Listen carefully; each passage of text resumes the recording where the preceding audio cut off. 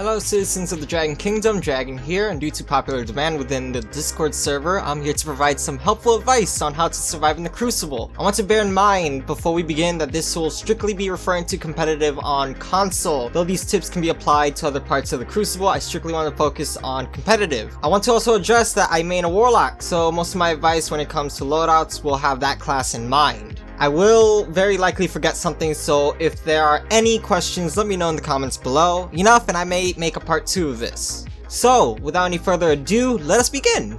First thing I would like to address is sensitivity. It is a touchy subject given that sensitivity is very subjective, since there is no right sensitivity. Each level provides its own checks and balances. For instance, I personally run on a sensitivity of 7 for PvP. The reasoning behind this is that it allows me to perform fast movements during engagements. Let's take a look back at the beginning footage of this video.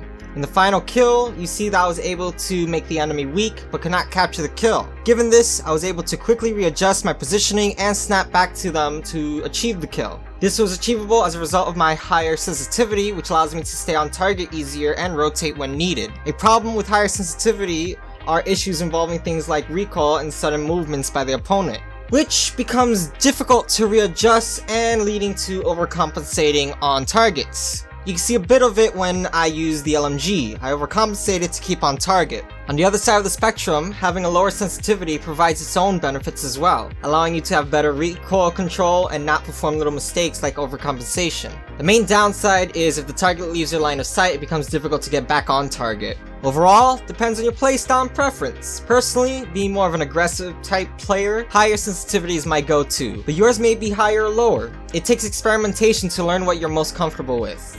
Just remember, it won't be overnight in getting used to a sensitivity. If you choose to readjust and try a new sensitivity, give it anywhere between a week to a month. You'll need to build the muscle memory for the new sensitivity, and that can only be achieved with practice in both PvE and PvP. The next thing I would like to address is button configuration and controllers. Firstly, you do not need a special controller to be good. Something like a Scuf or Astral controller may help you, but it will not define your skill capabilities. Paddles can help too, but they will not define you and your playstyle. As for controller configuration, I recommend Bumper Jumper. My reasoning is when using Bumper Jumper, it changes one of your shoulder buttons to the jump button, which in my case is L1. This alteration in controls allows you to perform advanced movements like a double jump or burst glide while also keeping your right thumb on your right analog stick, meaning you can continue to aim and engage on targets while performing advanced movements. The more movement during an engagement, the more difficult of a target you become, giving you a better chance of survival and securing the kill. That does not necessarily mean to be in the air at all times, but to use movement to your advantage. Take this clip for example. My teammate decided to use his arc strategy to engage the targets in the middle of the map. His thought process was to go at it from above in the open. What he was planning was to slam, but let's see what happens next. Wow. As you can see, he was instantly killed. The reasoning in going in the air is to engage the enemy where he thought he'd be at an advantage, when in reality, he exposed himself to enemy firing. Being in the air leaves you exposed as you have no cover. Additionally, your weapons, except hand cannons, lose accuracy in air. Even in a super, you aren't invincible. It is best to think and plan your movement even in the heat of combat. Every action should have thought and meaning to help increase your chance of victory. That includes knowing when to pop your super.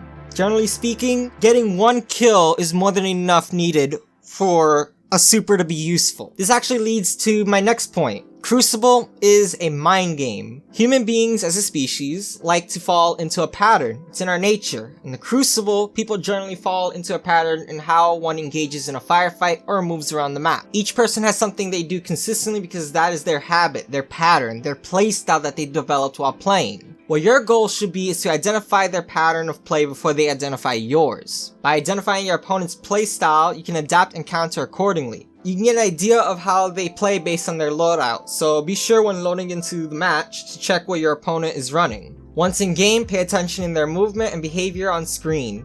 If they show aggression, then you know to keep a distance. If they appear more passive, then don't be afraid to push up. Never overextend for an engagement, but rather keep your life than secure the kill. Keep in mind, do not be afraid to change your loadout during a match. If something isn't working, then switch. The enemy team is grouped up too much while you're sniping? Switch to a hand cannon or pulse and team shot. Is the enemy going too fast to keep at range? Put a shotgun or fusion and punish their aggression. It's about learning to adapt to the situation at hand. I want to now transition to map awareness, radar usage, and information. Knowledge is power. The more you understand the maps and what is going on in a match, the better you will perform. So some ways to better understand maps is by going into a private match and studying each map. The maps currently in rotation within competitive go as follow: Altar of Flame, Bannerfall, Convergence, Distant Shore, Endless Vale, Javelin 4, Twilight Gap, Widow's Court, and Wormhaven. Take the time to go into each map, recognize major choke points, and learn of capturing angles. Keep in mind of where Heavy is located as well, as Heavy is a major driving force to map flow in competitive. The first team that can secure Heavy can determine the outcome of the round. Overall, by understanding better the flow in which the map provides, the better your chances of outsmarting and outperforming your opponents. Something I really want to mention is the use of your radar. It is your best friend. People often ignore the radar and get flanked. This is a major mistake that can be avoided, but is something I have noticed people do commonly. Radar tells you where the enemy is, but also provides valuable information on your opponents. Yes, it tells you where they are, but also how far and how they are moving. If suddenly the red on your radar moves quickly from long to close range, you can tell the enemy is pushing up. If it does the opposite, they're falling back. Pay attention to see these little details of the radar because it will more than likely help you figure out how your opponent is behaving, thus helping in countering those who choose to flank you. The last thing I want to touch on before we move on is information. The number one way to gain info is through communication. When playing with others, use your mic to talk and inform where the enemy is. The more you know the enemy and their status, the better off you will be. Chat and call out enemies and their locations, especially when they are moving. Do not forget to mention to your teammates when you do the same. If you inform your team where you're going and what angle you're holding, this allows others to adapt to your playstyle and your positioning. Even in death, you can provide valuable information.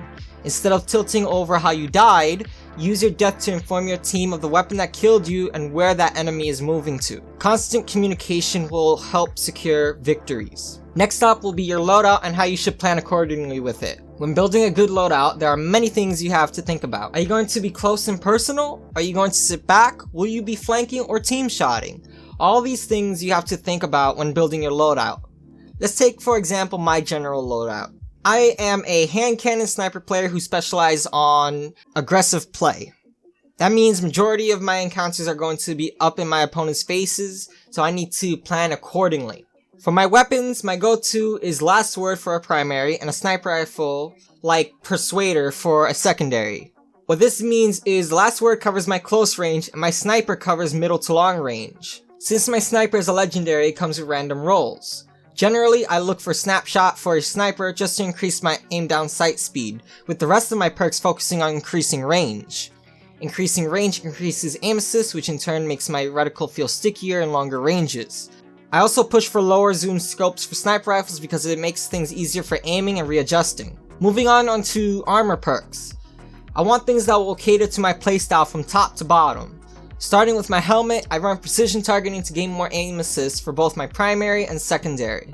For my arms, I run either hand cannon loader or sniper loader depending on if I want to reload faster on my sniper or hand cannon. Last Word is already fairly fast, so in this case, I would choose sniper loader. Next is the chest, where I would push for sniper unflinching, so if I get shot, I can stay on target. This or hand cannon unflinching, so in a gunfight, my reticle stays centered on who I am aiming at. For legs, my go-to would be traction. This is only for console users, but traction allows for better turn radius when sprinting. Turn radius when sprinting is a problem for console users, so this mitigates it. Why Bungie has yet to make this the default turn radius speed for console users is beyond me, but that is besides the point. If you cannot have traction, then lightweight or hand cannon dexterity would be my next pick to be able to switch weapons faster. Lastly, for my bond, I would run something like the perk Better Already, so that way when I get an orb, I can start healing. I'm gonna be frank, I have no fucking clue if that perk is acquirable in Armor 2.0. Something else to consider is stat distribution. Intellect, discipline, strength, mobility, resilience, and recovery are all major things to think about. For me, when breaking down my stats, I think of 1. How well can I make myself survive? And 2. How often can I get my abilities back? So let's break that down. The 3 stats that play a factor first is mobility, resilience, and recovery. Right off the gate, I ignore resilience stat. The reasoning behind this is because the resilience stat won't provide much of a difference in how well you survive. Everyone more or less has roughly the same health, that being around 200. What resilience does is it increases how many shots are needed to kill. For example, if a weapon takes 4 shots to kill, it'll become 5 shots, thus giving you a slight extra chance of surviving. In order to see a major difference using the resilience stat, you will have to dedicate a large portion of your overall stats, which serves as a handicap to your other stats. For me, I prioritize a balance between mobility and recovery. Mobility allows for better movement, which helps with getting into position and or during engagements. Higher mobility means faster strafing, making you a harder target. Recovery allows for you to heal faster, meaning you can re-engage in combat. Stats are all about survivability. So when planning your stats, think about how you want to play. Something to think about is how often do you want your abilities back. This is where intellect, discipline, and strength comes in. These 3 stats affect your super recharge rate, grenade recharge rate, and melee recharge rate, all of which are important in your arsenal. In the past, I would have said to prioritize acquiring your super energy, but due to the release of Shadowkeep, Bungie changed the recharge rate of supers. Personally, I still prioritize on getting my super energy with intellect, but don't be afraid to keep a healthy balance between discipline and strength for grenade and melee energy. Don't be afraid to experiment and find what fits best for your playstyle. This is my thought process when building for myself, but for you, it can be something completely different. So, we as human beings are emotional creatures, right? Things sometimes get under your skin. I know from experience that the Crucible gets to me from time to time, so my best piece of advice is to avoid tilt. Tilt is a term used to express emotional distress, generally rage and or sadness. This can happen when you continuously lose engagements or just matches in general. Even though it can be infuriating, it is best to keep calm when playing competitively. Sometimes it can be a bit overwhelming. Like I said, we are emotional creatures, so it is expected that sometimes anger can get the better of us. But don't let it drive you. By tilting, your performance as a player will drop. Alternatively, it would be better to stop and take a break and return when your mind is clear. If your teammate is tilting, try to comfort and reassure them so they can focus back in game. Tilting can spread once one person shifts, so try to keep your composure. Finally, just try to have fun. This is a video game after all, and games are meant to be enjoyable. When playing competitively, try to have a positive outlook and enjoy yourself. If you do, I can almost guarantee that you will not only perform better, but have an overall better experience. Don't be afraid to joke around and laugh things off. As long as you're having a good time, things should go smoothly. That's everything I can provide for advice in PvP. If you have any questions, please leave them in the comments section below, and I'll answer them all as best as I can. Like I said before, with enough questions, I may make a part 2 of this guide. Thank you for watching, and leave a like if I helped you learn something new, and a special thank you to my Discord for suggesting me to make this, so be sure to join the server so you're part of the community. Join the Dragon Kingdom by subscribing and turning on notifications so you never miss an upload again. Follow me on Twitter to stay up to date with upcoming videos and stuff of the channel. Check me out over on Twitch to see me do stuff like this live, and I'll see you guys in the next video. Bye!